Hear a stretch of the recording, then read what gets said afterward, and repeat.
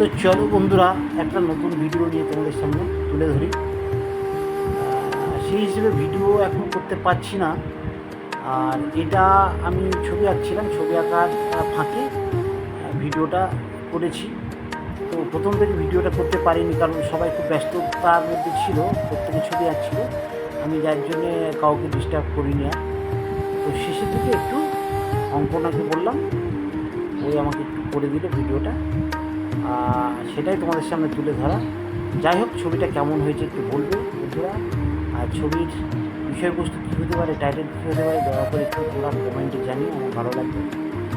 আর কেমন লাগছে সেটাও জানাবে।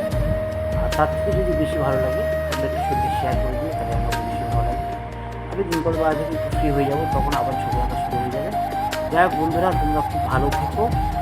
আর এই ধরনের ছবি যদি ভালো লেগে থাকে তোমরা একটু কমেন্টে জানিও।